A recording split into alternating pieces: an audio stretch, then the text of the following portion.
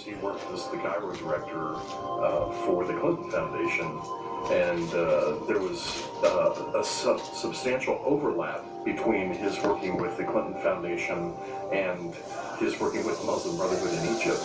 During Morsi's tenure, he was defending the policies, defending attacks on protesters, going back to last December, torturing Christians at the presidential palace, basically being the propaganda man for the Muslim Brotherhood for Western audiences.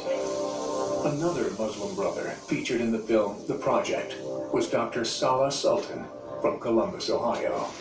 When I started looking into Salah Sultan, one of the things I did was his address was on his resume, and so I looked it up, and lo and behold, right here is where he lived.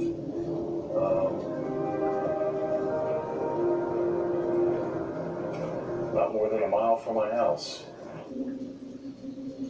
Dr. Salah Sultan was the religious director at the Masjid Omar Mosque.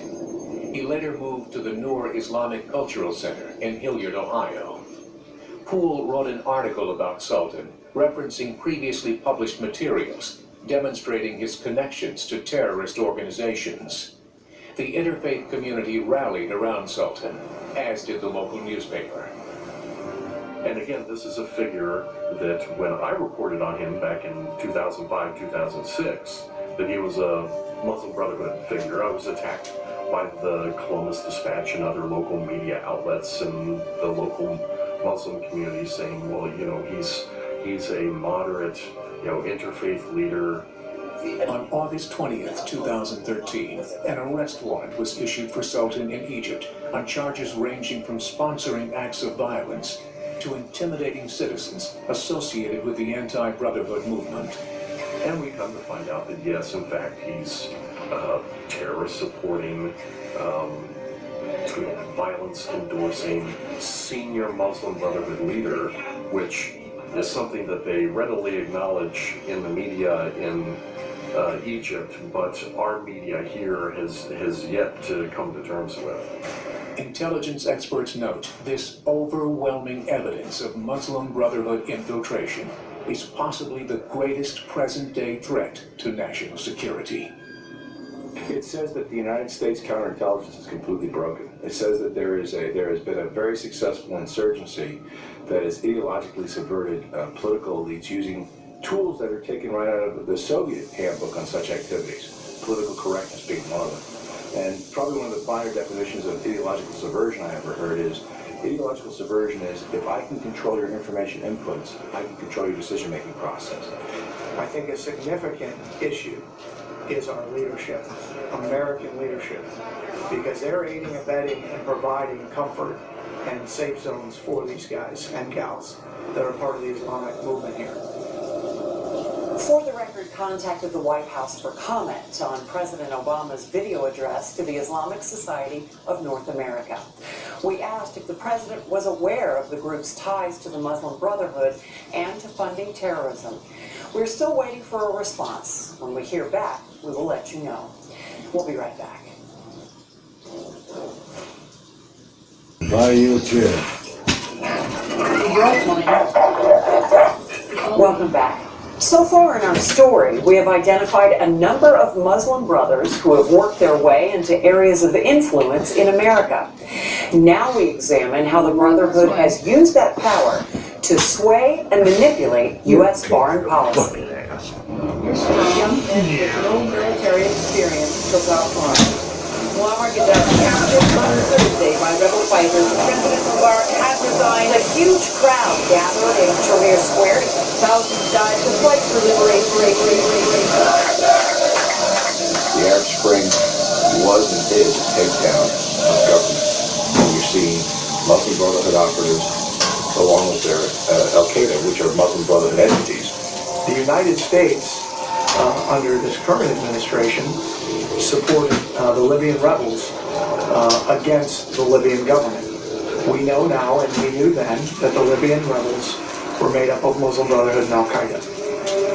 In 2011, Secretary of State Hillary Clinton announced that the United States formally recognized the rebel leadership in Libya as the country's legitimate government.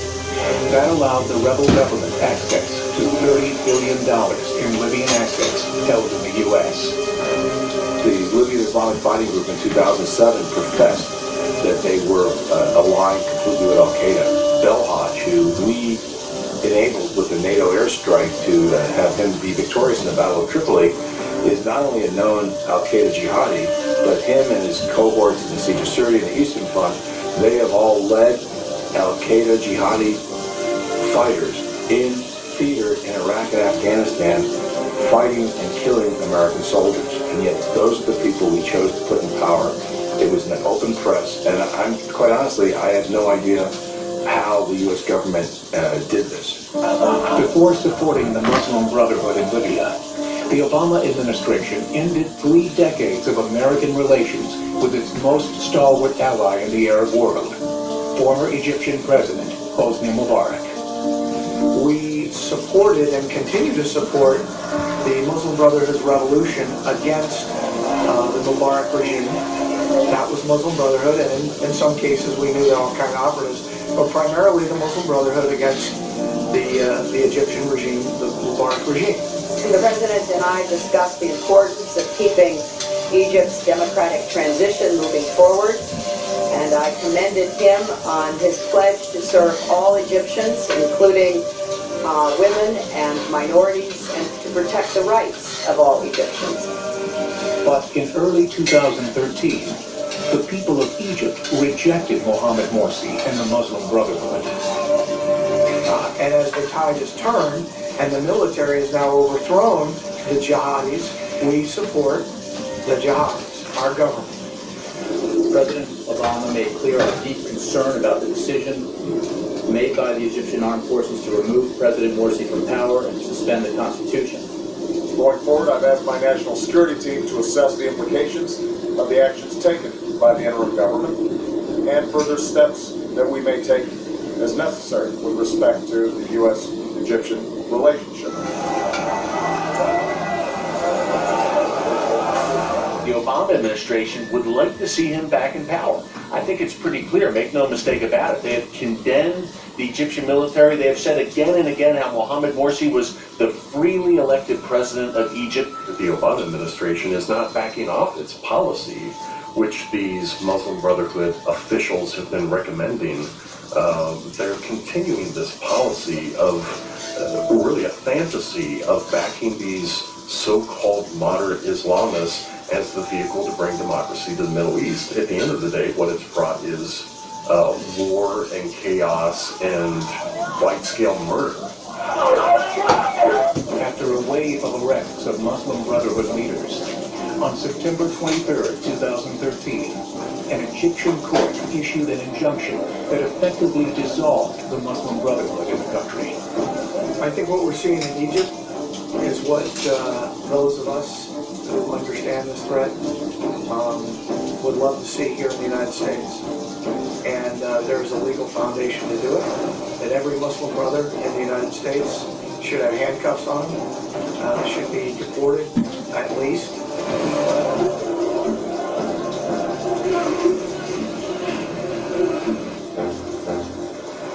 Certainly in Libya, we ended up backing Al-Qaeda, and what we did in Libya certainly informs and raises concerns about what exactly we're doing in Syria.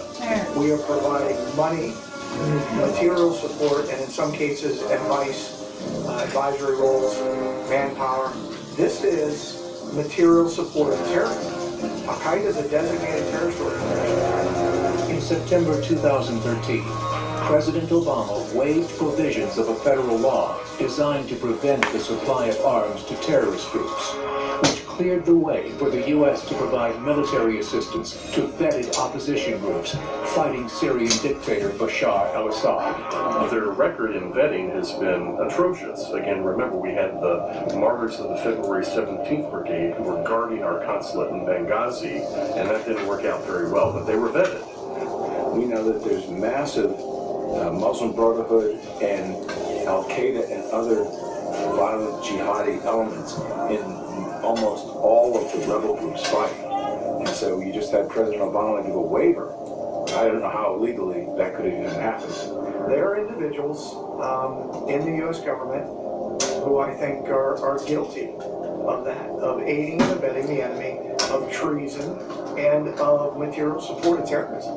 And I think it goes right up to the president himself. Established military doctrine, specifically there's an Army Field Manual for the intelligence preparation of the battlefield, and it reeks of common sense. If a professional in the national security spectrum of the United States engages an enemy of the United States, we need to identify the enemy, identify the doctrine that the enemy adheres to that makes them want to be our enemy, and identify their objective. We failed to do that, and at a bare minimum, that's professional malpractice.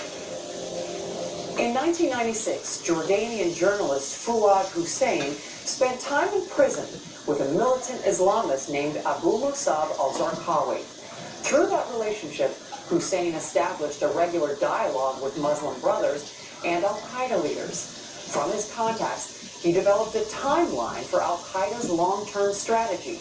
This appeared in a book Hussein wrote in 2005. There were 6 phases in his timeline. The 4th focused on the collapse of, quote, the hated Arab governments from 2010 to 2013. It also called for economic warfare against the United States and for electronic attacks against critical infrastructures in the U.S., a topic we covered in an earlier For the Record episode. The final phase of al-Qaeda's long-term strategy is the reestablishment of the caliphate. The estimated timeline for Islamist world domination is 2020.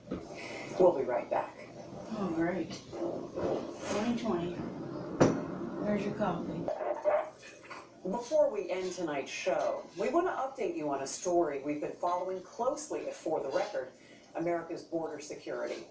Last month, For the Record spoke to an active Border Patrol agent who told us of dangerous management practices within the Border Patrol that are risking the safety of Americans living near the border. I've also been talking to some other agents from other stations, and we're getting your phone group, you get close to the end of your shift, and they say, go home, we don't want you to get your overtime.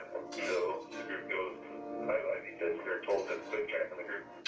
On October 3rd, the Vice President of the National Border Patrol Council, Sean Moran, confirmed those allegations, saying he has gotten reports of agents receiving stand-down orders from every sector along the Mexico border.